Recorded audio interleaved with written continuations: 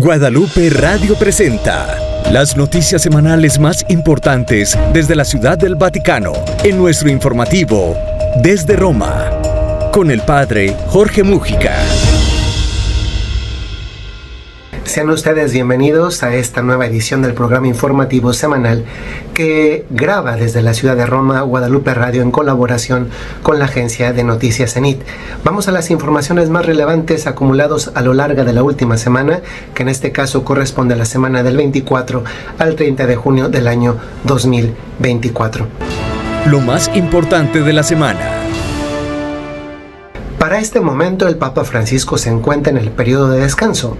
En efecto, el mes de julio es habitual que el Papa suspenda la agenda pública, si bien es cierto que mantiene una agenda personal y de carácter más privado en Santa Marta. Sin embargo, esta última semana previa al inicio del descanso del Papa estuvo llena de bastantes actividades. Quisiera, en este caso, para facilitar la información, dividirla en 6 pasos. El primero de ellos fue Opus Dei, el secretario de Benedicto XVI y el Instituto de Cristo Rey Sumo Sacerdote. El Papa inició la semana recibiendo en audiencia al prelado del Opus Dei, quien ha podido informarle al Papa sobre el estado, los avances con relación a la reforma de los estatutos de la prelatura personal del Opus Dei.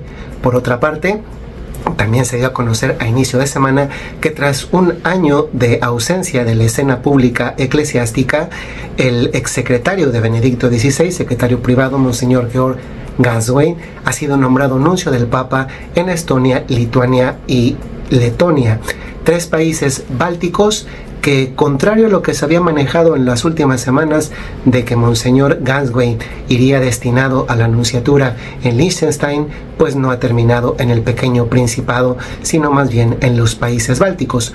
Por otra parte, el Papa Francisco ha dado un abrazo al mundo tradicionalista o de sensibilidad litúrgica conforme al misal de 1962, dado que ha recibido en el Vaticano al prior general del Instituto Cristo Rey Sumo Sacerdote.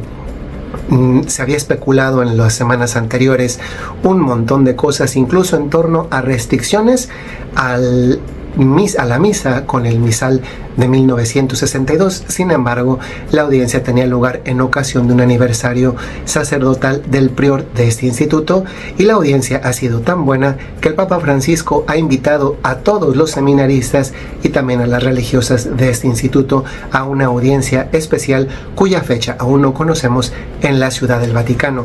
Pasamos a un segundo bloque que es musulmanes, berbitas y ortodoxos. En efecto, el Papa Francisco recibió a un grupo de musulmanes de Bolonia. Ha sido un poco destacado unas palabras que el Papa dijo a ellos y que, sin embargo, los medios de comunicación han colocado como si estuviesen dichas a católicos cuando estaban dichas a musulmanes. Y me refiero a que el Papa dijo que el matrimonio con personas de otra religión, en este caso se dirigía a musulmanes, por tanto a personas de religión distinta a la musulmana, no era la ocasión, el pretexto o la forma para poder convertir al propio cónyuge. Por otra parte, en una audiencia con los berbitas, una congregación católica masculina, el Papa dio un discurso muy interesante y en una parte de ese discurso el Papa destacó algo muy actual, muy necesario en el contexto eclesiástico actual, donde hay tantas iniciativas personales de corte individualista, pero que no suman a la evangelización del conjunto que es la iglesia, en este caso de una congregación. Y fue cuando dijo que la creatividad individual es buena, pero siempre será mejor la de grupo, la de la iglesia. Y finalmente, en este segundo peldaño, el Papa recibió en audiencia a un grupo del Patriarcado Ecuménico de Constantinopla en ocasión del intercambio de delegaciones por el festejo de los santos patrones, en este caso de Roma, San Pedro y San Pablo, 29 de junio, y en el caso de Constantinopla, 30 de noviembre, San Andrés. En la audiencia que les dio en la víspera de San Pablo y de San Pedro, el Papa dijo a los ortodoxos 2 cosas. Una de ellas, les invitó a sumarse al jubileo del 2025 que la Iglesia Católica celebrará, y les dijo una cosa más.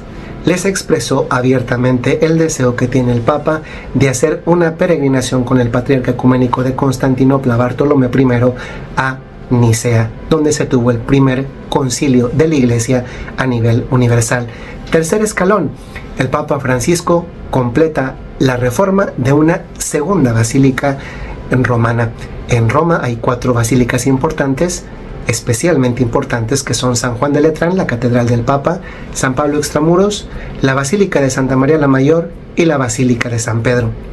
La Basílica de Santa María Mayor, en marzo el Papa ya la había reformado y ahora tocó el turno a la Basílica de San Pedro, la Basílica Vaticana. El Papa Francisco la ha reformado el capítulo de canónigos, es decir, los sacerdotes que ayudan ahí dentro de la basílica, y has hecho una serie de especificaciones por la cual la basílica queda en su organigrama, en su trabajo y en su misión reestructurada, reformada. El cuarto peldaño es nada menos que el dinero que recibe el Papa. El Papa Francisco dio a conocer por medio del óbolo de San Pedro un informe sobre los gastos, ingresos y egresos que se reciben en la Santa Sede. En este caso, por concepto del óbolo de San Pedro, la ayuda que se da una vez al año al Papa, concretamente el 29 de junio, Día del Papa, Día de San Pedro, o en torno al 29 de junio.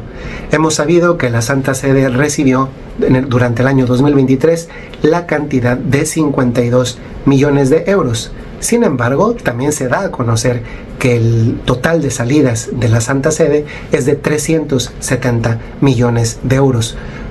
Como se puede notar, es una desproporción entre los ingresos y los egresos. El Papa mantiene no solo la curia romana y las nunciaturas, es decir, las embajadas, sino un montón de muchas otras cosas, entre las cuales también muchas obras de caridad hechas a su nombre. Pienses en las ambulancias que se ha enviado a nombre del Papa a Ucrania, pero también las ayudas puntuales que se han dado a otros países en situación de catástrofe natural, a los seminaristas y sacerdotes que vienen a estudiar a Roma, y muchos otros conceptos, uno de los cuales, quizá de los más importantes, es el Dicasterio de las Comunicaciones, que es una fuente donde se invierten muchos recursos económicos y que peldaño número 5 ha estado en el ojo del huracán esta última semana.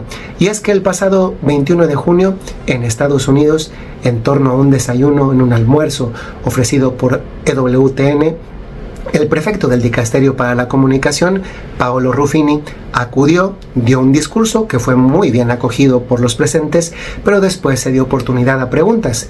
Y 2 medios de comunicación, especialmente Sunday Visitor y American Magazine, de 2 ámbitos ideológicos distintos, uno más hacia la derecha, uno más de izquierda, se unieron en torno a una pregunta que ha sido el uso de los mosaicos de Rubnik, las pinturas de Rubnik, la obra de Rubnik en general, en Vatican News, la página web de noticias del Vaticano.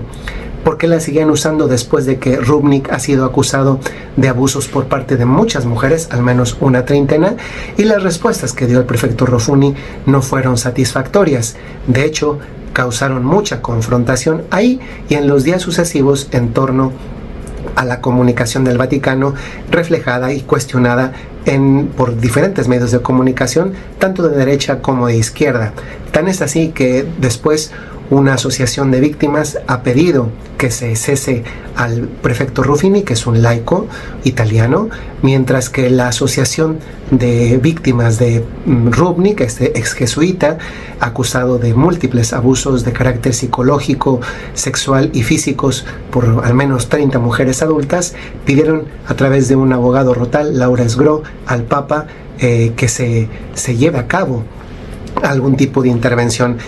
Para colmo de la situación derivada por las palabras del prefecto Ruffini, el cardenal Sean O'Malley, presidente de la Pontificia Comisión para la Tutela de Menores, escribió una carta a todos los dicasterios de la Curia Romana pidiendo que se evite el uso de ese tipo de obras por parte de Rubnik por respeto a las víctimas. Esto ha sido un sismo de cierta magnitud acá, dado que sitúa en un momento de conflicto a la Curia Romana en torno a lo que se debe hacer o no con las obras del ex jesuita Rubnik.